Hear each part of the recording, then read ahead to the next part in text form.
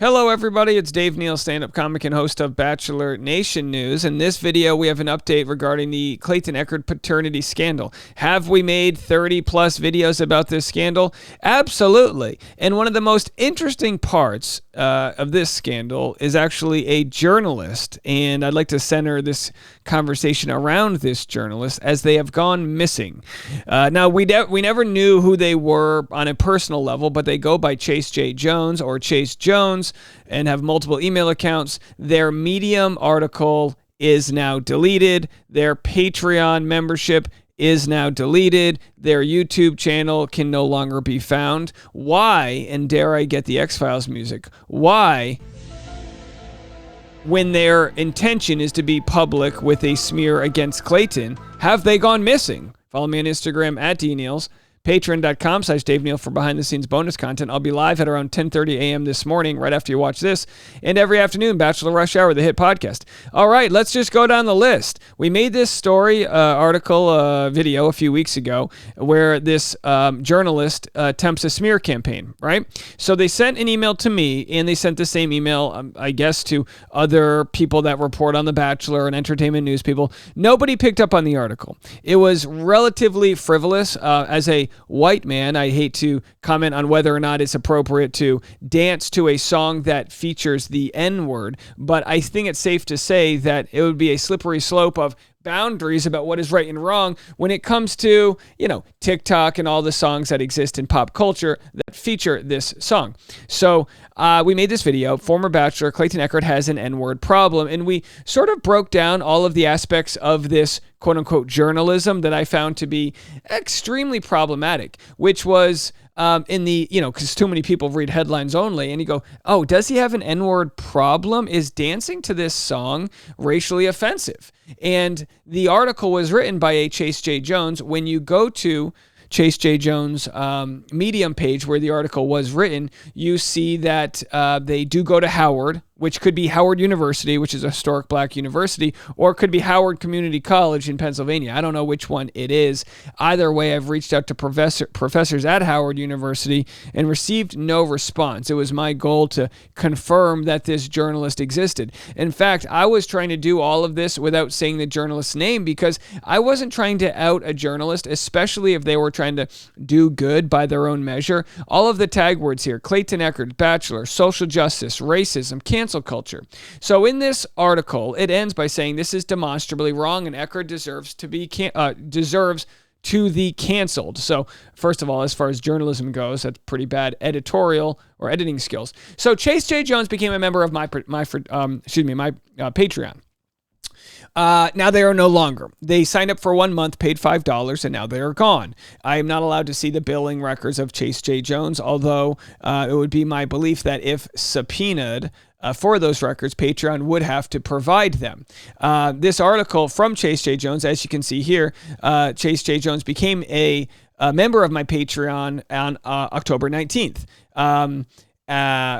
After I talked about Chase J. Jones recently, it's now gone on Medium. Now, this is from one of my audience members. I was looking at it during your live stream and just refreshed the page. It's gone 404 error. So whoever doesn't want Chase J. Jones talked about, you could imagine, is still on my Patreon, which is fine. Donate whatever money you want to the Patreon. I'm not going to stop you. Anyone can join. I've never kicked anyone out of the Patreon. It's a very respectful group. So we go through there, though, and we see that on Medium, Chase J. Jones no longer exists. Again, is it because it's a student who maybe outpunted their coverage and realized they were in over their head and didn't want to get the heat, and maybe they want nothing to do with that? That could very well be the case. But when you look at journalism, especially on a university level, anybody who's worked in the journalism department, which I have in my university, is trying to print articles, whether it be on their own blog or the student newspaper or any number of places. If you're a journalism major, you want to get your voice out there. You want to be perfecting that. You want to be writing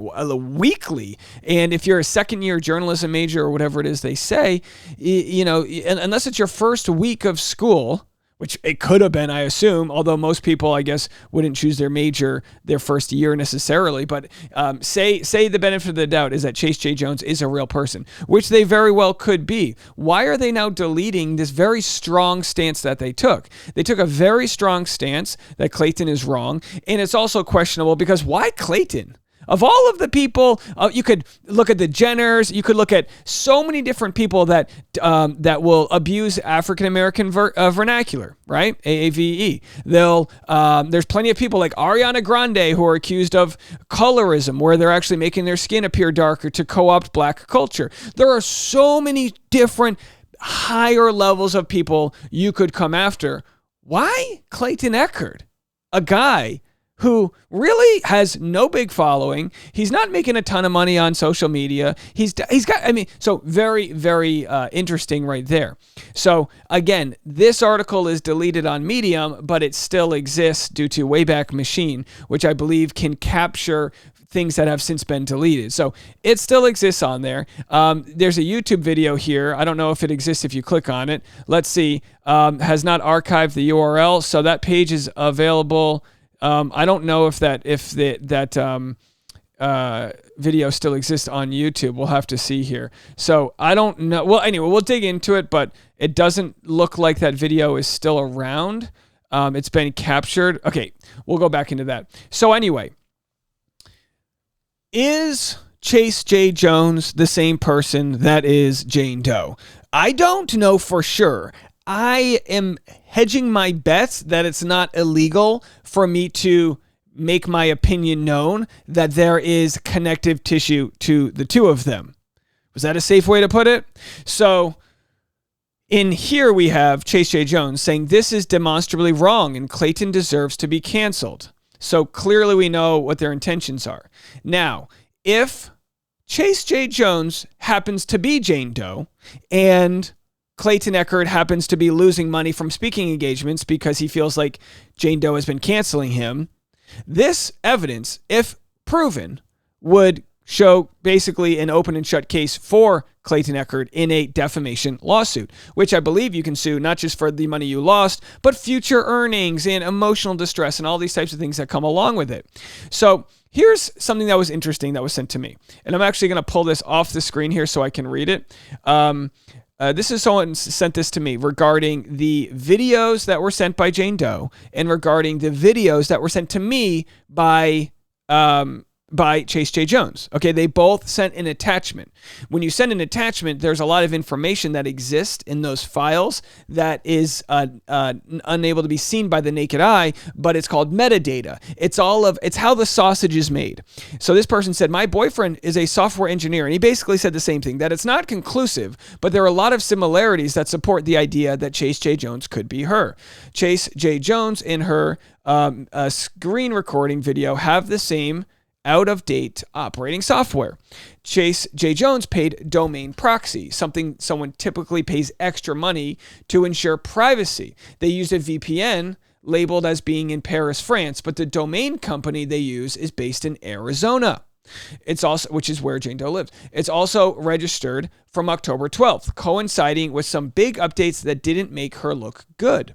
So Chase J. Jones really hasn't existed as far as we can tell, before October 12th. Now, someone might come out with evidence and they go, you know what, I'm Chase J. Jones, this is me. I'd have to go, wow, what a wild coincidence we have that Chase J. Jones, I guess somebody who goes to a historic black college in, by the way, let's find out where Howard University location. My apologies for not knowing where this is. It's in Washington, D.C. So Howard University is in Washington, D.C., and yet Chase J. Jones exists, or at least their domain exists, in the same city where Jane Doe lives. These are facts that exist that might not be smoking gun evidence. Jane Doe emailed me back after I was covering this story. If you are covering the story objectively, it's very odd that you didn't discuss anything on your YouTube about me being victorious in the hearing yesterday against Clayton. Again, I did discuss that on my podcast, and I've since mentioned it many times. Jane Doe won the order of protection against Clayton. He won the injunction against harassment against her. Basically, that means neither one of them can talk to each other. She claims now that he has since violated her order of protection. and that she's going to be taking him back to court. We haven't seen any evidence of that, but that's what she has claimed. Please also refrain from making it appear as though you were given an injunction against harassment because of Chase Jones, who you were undoubtedly indicating was me. And I don't see a denial from her that it's her.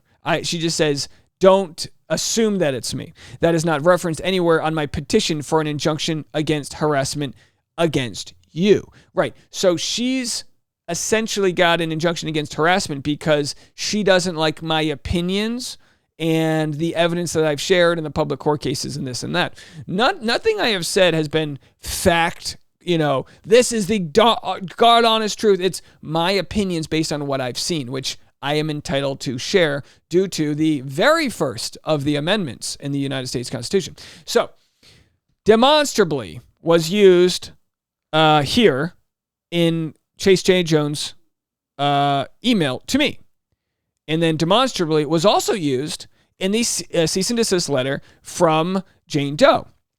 Not even Mr. Eckert disputes them. You have accused Jane Doe of sending a press release regarding Mr. Eckert's use of the N-word in a dance video. She has not done that. Now, I didn't accuse anything. I'm linking together my evidence that it may be the same person. And so right now, my opinion is that it's looking like it's probably her. But if evidence comes out that proves that to be the contrary, we would absolutely share that. See, unlike some people, I'm willing to change my opinion based on the evidence that comes out. When we first covered this story, it wasn't looking good for Clayton, right? And then more evidence has come out and we've gone, hold on a second. What? This is a little wild, isn't it? So either way, this email was sent from the lawyer, but it was, in my belief, a copy and paste job. It was sent from Up Counsel, which is where you can go to hire a lawyer. We know that she actually publicly went on the Up Counsel to send a second cease and desist to me, but never actually ended up doing that. But we showed you the letter that was, drafted or whatever. So when we go to what if you want to go to the sort of wording that exists here from this cease and desist letter, it's actually, you can see, it doesn't take, first of all, I'm no rocket scientist. I'll tell you that. I am not, but I'm going to pull it up here for my end. And this is how the letter starts, the cease and desist. Dear Mr. Neal, this firm represents Jane Doe. Based on information she has provided, you have made multiple public false statements about her. So even the lawyer does his own due diligence to not say what she is saying is fact. He says, based on information she has provided, and then he gives that information. So could it be that Jane Doe's lawyer and Chase J. Jones both like to say the word demonstrably? Absolutely. I actually don't think that's the most rare of tissue that links it all together. But there is more information regarding the metadata, information I'm not willing right now to present publicly that links them together. So Chase J. Jones, again, had the IP showing that they were in Paris, France. Then Chase J. Jones and Jane Doe used several similar phrases, and then the question becomes, is there enough evidence to look into Chase J. Jones and whether or not their billing information lines up with anybody else when it comes to Patreon? If it became the case that after subpoenaing Patreon, that we're able to find out that the billing information for Chase J. Jones does link to Jane Doe, if that becomes the case, I think that's a pretty big video. And I think that's very important because if that is true, and we don't know, we truly don't know, but these are just the different 8 or so factors that all link it together. But if that is true, I think it's very safe to look at that and see a affluent white woman who's pretending to be a black journalism student trying to cancel another white man. And I think we're able to look at that and see very, very sinister motivations. Is there a smoking gun? No, there's a lukewarm gun. I would say there's a warmer than lukewarm gun. I wouldn't touch it. The gun's pretty warm here. So there is even more information that links the two of them together. Chase J. Jones paid for domain proxy, which is something someone typically pays extra money for to ensure privacy. And then, of course, used a VPN labeled as being in Paris, France. And again, we said the domain company's in Arizona, registered October 12th. Chase Jones has mail tracking, which also Jane Doe has. Mail tracking is used to see if someone opens your emails. This information has actually been used by Jane Doe against me to say, oh, even though you tell me to stop emailing you, you keep opening my emails. And of course, I open them and just immediately send them to my lawyer. But of course, just because I don't want anything to do with her doesn't mean I'm not going to see what sort of stuff she is slinging, as it were. So again, none of this is conclusive, but the mail tracking is very interesting, that there would be unique mail tracking for Chase J. Jones and unique mail tracking for her. Mail tracking that has to be included in the email. I don't know about you guys. Raise your hand. Who puts mail tracking in your email? I've never done it. I know a lot of people haven't. So again, those are just some things that link it all together. Now, I wanted to quickly respond to my use of the GoFundMe that I've got here. Here's my GoFundMe right here. It's a legal fund that was set up. I think it was initially $7,500. Oh, look, it just went over $10,000. I've got a $10,000 retainer I'm sending to my lawyer. People are totally willing to have whatever opinions they want about anybody else. It's my opinion that, I've shared my opinions on here, and that's why I make my living sharing my opinions. Now, I wanted to respond to somebody who I guess has a bone to pick with me. They said to ask his viewers, me, to help him pay for legal fees when he inserted himself into this case and has monetized it, used it for engagement, and is financially thriving doesn't sit right with me.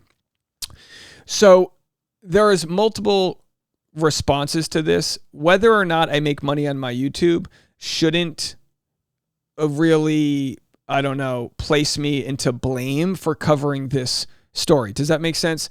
So I cover Bachelor news, right?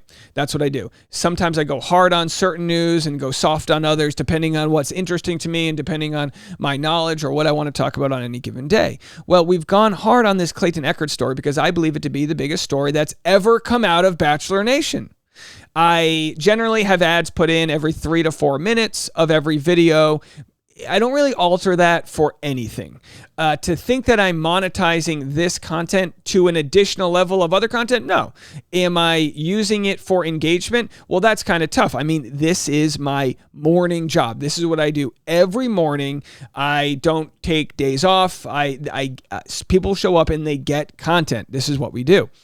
I'm not going to all of a sudden not monetize my content because I believe in a very basic principle that you should, put a value on what you think your time is worth. And if I was to say, put an ad on every minute of every video and it was so obnoxious you wouldn't want to listen, then no one would watch my content.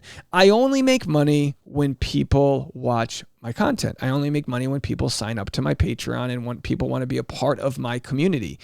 It is like I am just a humble person working at the fair. I'm selling soap. My soap happens to be videos that I make up. People can decide to make their own videos and all of that. As far as the GoFundMe goes, somebody set up a GoFundMe for me because people had been saying for weeks, if not months, Dave, let us know if we can donate to your legal funds. She's threatening you with a lawsuit. Let us know. And I said, okay, I'll let you know, but I think I'm fine. I got the cease and desist. We didn't do the GoFundMe. And then one day it was like very evident when I got it was the day that I got a receipt from Jane Doe that she had already paid a service company to hit me with my order of protection. It was on that day I said, okay, you can start the GoFundMe now. So they could have started it beforehand, but my audience has been so generous that they've said, we're going to respect you, Dave, and we're only going to do the GoFundMe when you say it's okay. So I finally said, okay, go for it. Let's do it. Now, it was still my belief that I wasn't going to use the GoFundMe money and I wasn't going to need to cash it in until things got serious. And then as things started to get serious, people started accusing me of not even being taken to court or this or that. And it's like, look, my lawyer, a lawyer in Los Angeles is going to work anywhere from $475 to $1,000 an hour. So $10,000 retainer is just a long day's worth of work for a lawyer. That's what we have to understand is it is that wild out there. I have not had one person familiar with the legal system in California tell me that this $10,000 is a frivolous amount. So others have said, you don't even need to have a lawyer to go to court, to which I show the 3 different men that have been in court, I believe since 2016. Okay. So there was a guy named Mike, a guy named Greg, and now a guy named Clayton. And even though Clayton got an injunction against harassment on her, she still says he's violating her protective order against him. It's ridiculous. It has to end. And that's why we're being as public as possible to say, I will go through the court system here, even if almost nobody in Bachelor Nation publicly wants to be with me. So for people, and again, for keyboard warriors who want to tell me what I'm doing is grifting and taking advantage of people, stand up with me. Come to the courtroom. Use your name. Be in front of this story. If you don't know what it's like to be threatened with lawsuits of defamation and to see your name on court documents saying that you're the one harassing other people when we've gone so far to protect the mental health of this person involved. So far. I've gone out of my way ad nauseum to blur their face out and delete, but to still tell the story because I believe we can have it both ways. I believe I can protect her from whatever mental issue I believe might be going on there and still want justice for Clayton, who I believe has lost a lot of money already and will lose a hell of a lot of money moving forward. If I were Clayton, I would sue her for defamation because I wouldn't want to, any amount of Googling of Clayton at this point would show this murky story. And it's hard to separate truth from fiction when it comes to people that aren't as fully caught up on the story.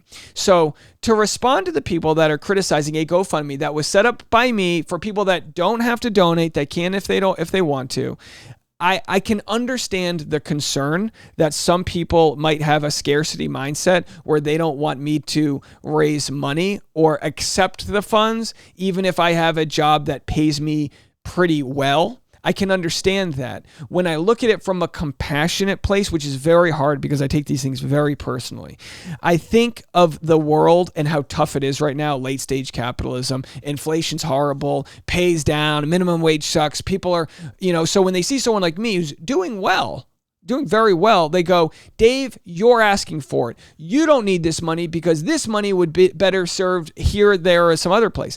I agree with you that the money could be served to other places, but you have to also remember, these are people that want to donate to the campaign because they see the abuse of the court system, and the only way to fight that is through a united effort. So I get a little bummed out when I see those comments from people thinking we're grifting, but grifting is what is done when you don't believe the topic at hand.